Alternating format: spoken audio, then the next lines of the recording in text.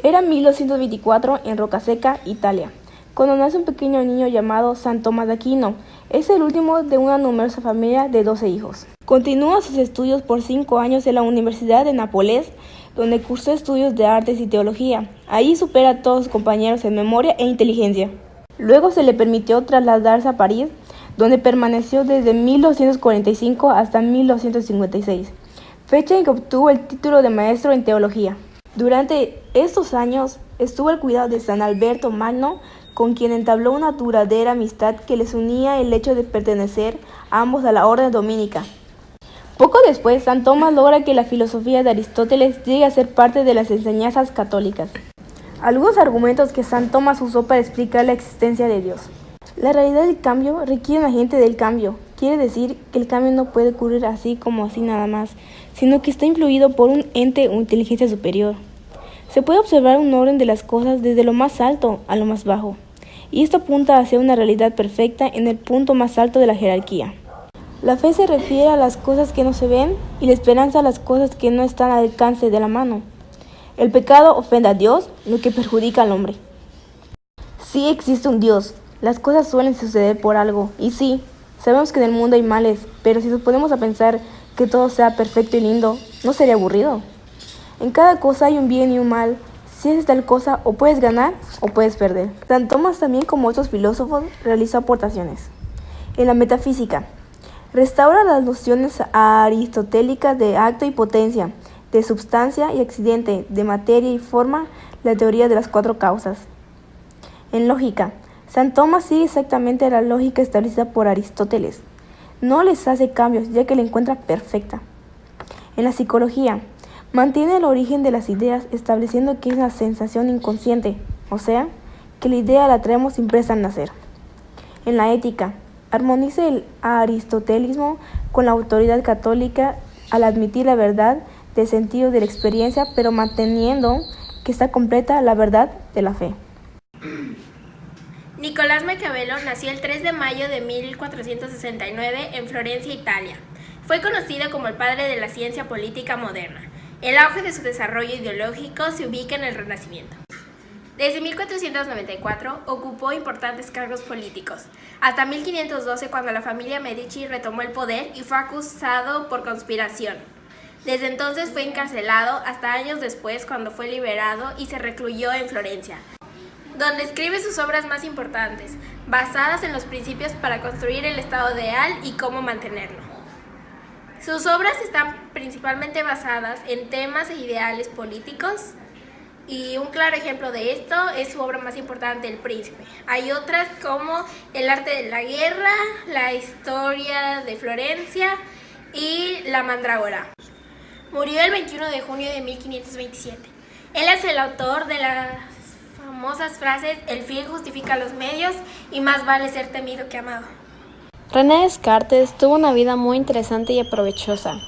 Todo empieza en su nacimiento, un 31 de marzo de 1596, en Haye-Turin, Francia.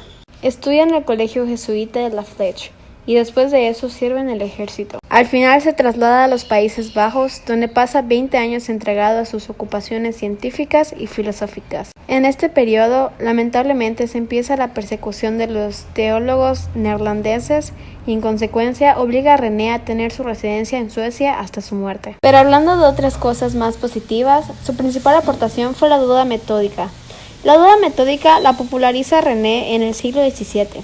Consistía en ser un método o principio para llegar a una base de un conocimiento específico, en donde se empieza a partir de ahí a fundamentar otros conocimientos del mundo. Básicamente consiste en descartar cualquier supuesto que no sea totalmente segura, de la que se dude. Si éste existe, ese supuesto podría ser verdadero o falso. Se tiene la creencia de que puede que se inspirara fuertemente en formulaciones y escritos de filósofos ajenos, puesto que eran muy similares. Así que según era que él los tomaba como fuente de consulta o inspiración para su propia filosofía, pero no está comprobado oficialmente. En cuanto a sus postulados más importantes, se presentan estos: la fuente del conocimiento. Creía que gran parte de nuestro conocimiento axiomático es innata. Creía que lo poseemos desde el principio y que no hay que adquirirlo. Instala en el pensamiento filosófico y psicológico el dualismo, alma-cuerpo, discriminándolos como dos sustancias irreductibles. La primera es la res cogitans, substancia o cosa pensante. Ejemplo, los pensamientos. La segunda es la res extensa, substancia o cosa extensa. Un ejemplo de esto es el cuerpo u organismo humano. Es dualismo ontológico, porque se extiende a la totalidad del ser, y es también gnoseológico en tanto plantea modalidades distintas de conocimiento de estas dos realidades distintas. La primera es, la conciencia es inmediatamente cognoscible para cada uno, se conoce a sí misma. La segunda es, la substancia externa es cognoscible a través de los sentidos, lo cual para Descartes constituye un conocimiento indirecto. Clases de comportamiento. Hay dos clases de comportamiento. El primero es voluntario, que es gobernado por el alma, substancia pensante, entidad no física. El segundo es involuntario, puramente mecánico.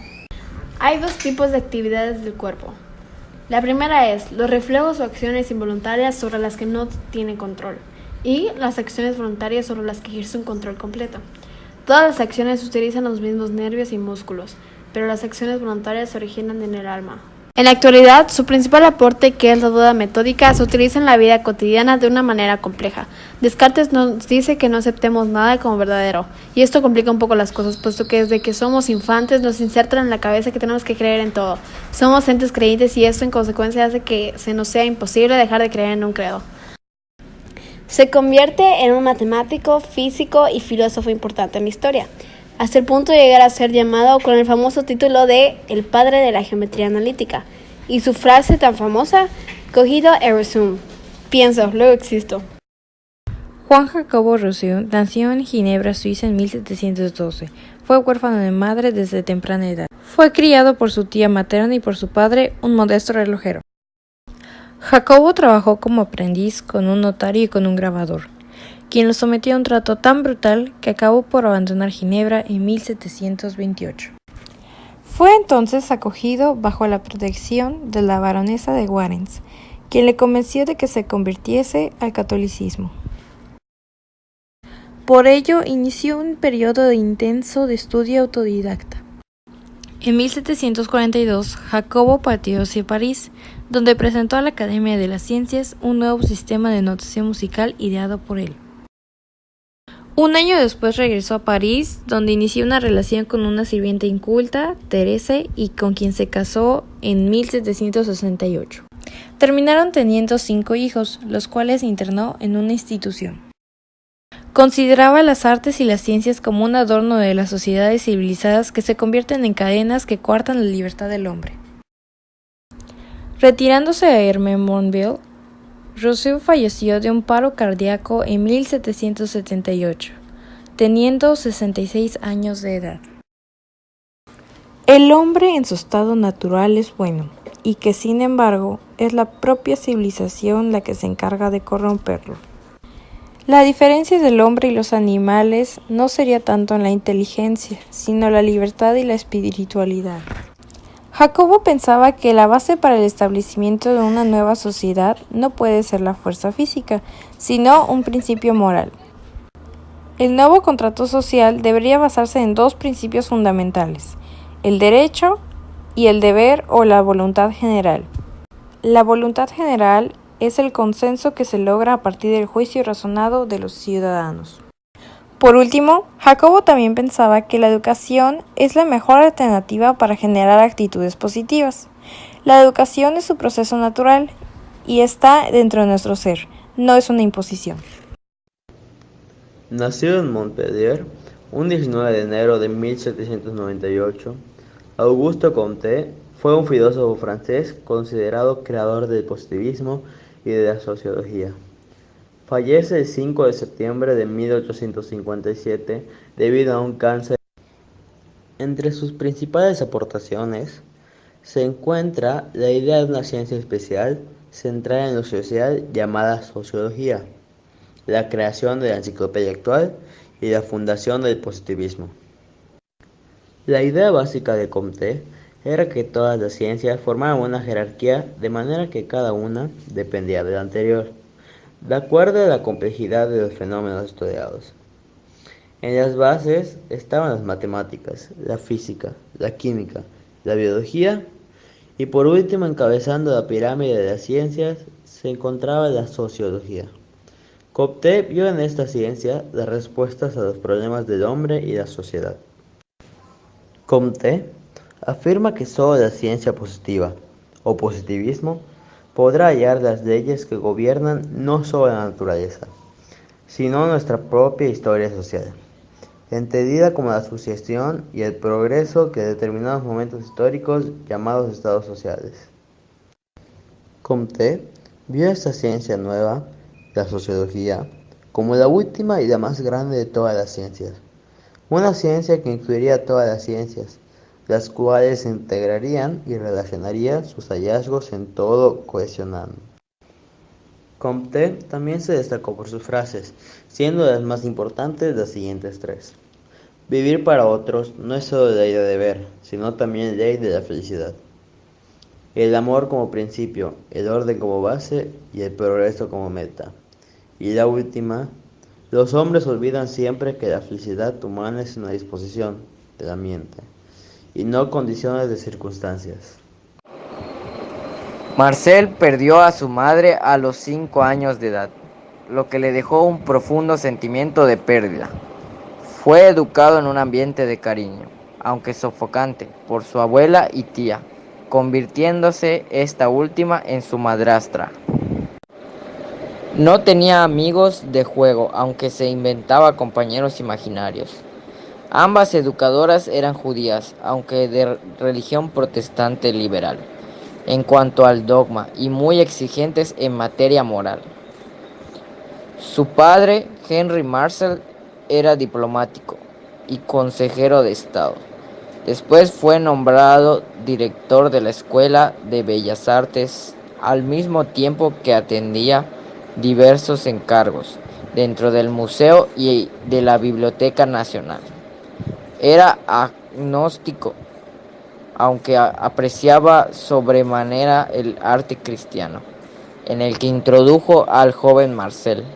Henry aprovechaba sus numerosos viajes al exterior y mostrar lo mejor del arte europeo.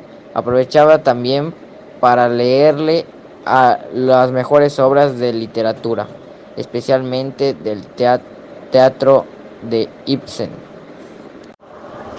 A los 7 años escribió su primera obra literaria y en general tuvo buenos resultados en la escuela primaria. Estudió secundaria en el Liceo Carnot de París, donde aprendió a tocar el piano. Algunas obras compuestas por él fueron luego escritas por su esposa, que se dedicaba a la música. Marcel nos ofrece un desarrollo de diversas vivencias antropológicas de notable riqueza: la esperanza, el amor, la fidelidad, la encarnación, la técnica, y aunque sostenga que la labor del filósofo debe dirigir su mirada penetrante hacia la sociedad, se entiende que se trata siempre de una reflexión hecha sobre los hombres uno a uno, sobre las personas que componen la sociedad, sin reducirse a ella. Por eso no es de sorprender que la existencia y el actuar de Dios, del Dios de los cristianos, se encuentre en la base de esta sabrosa reflexión filosófica. Algunas de las principales frases célebres que distinguen a Gabriel Marcel son: amar a alguien es decirle, tú no morirás jamás. Debemos vivir y trabajar en cada momento como si tuviésemos la eternidad ante nosotros. Mientras sea creador, por bajo que sea el nivel de su creación, un hombre puede considerarse verdaderamente libre.